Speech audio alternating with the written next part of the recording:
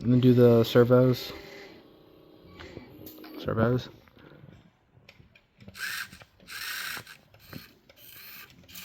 Alright, and then just explain the code basically real quick. From start to finish. So we start here with the devices. To add a device, I can't add this right now because we've used up all of the ports, but you would normally click 3-wire, and in which case it would come up with a menu, and then you can select a 393 motor or a servo. So you can add all of these along with the controller, which you can also see here. And you can name them whatever you want, except the controller will always be named controller 1 because Vex wants it that way. And then here, to control the servos, I have them set up to where they each have a state variable, and then they are toggled using the buttons with a callback function. So this initializes the functions, this declares the functions, and these are just variables to state, to store where the servo is pointing right now. So we know that for the future, since they don't have encoders in them. And then this sets up the callback so that when R1 is pressed, it will run this function. And then these functions are down here.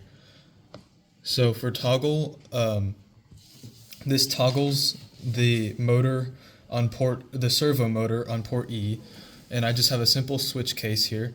If it's currently at case 0, then it'll move to the position of case 1 and set itself to case 1. If it's at case 1, then it'll set itself to case 0 after moving to the case 0. So you can see here, it just toggles between two states. As for the motors, I have them set to a simple double arcade drive scheme using all 4 motors right now, although they can be used for other things as well. And right here, we just have the controller position. We take the joystick positions and multiply them and set the motors to that velocity. So as I move the joystick up and down, they can rotate at different velocities.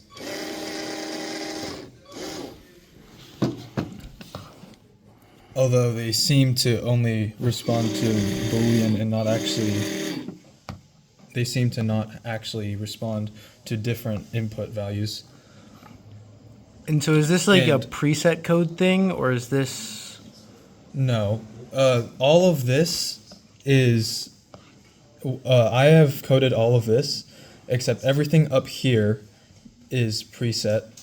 All of this stuff here is preset, and it's usually hidden in this arrow here. But you can click it open and see how it initializes everything if you wish. Additionally, all of these explain what each function do. So you can click this, it'll open up a screen to the right, tell you all the values, what it accepts, and give you an example. That's about it. Okay, and then you can just drag over the code, and then to connect the controller, all you have to do is plug in the brain to the controller. It'll be connected. It'll show a little wire right there. And then you unplug it and plug it into the radio, and after a while it should automatically connect by itself. And it's connected. All right. And then, just share that file with me so I can show a template, and then, we're good.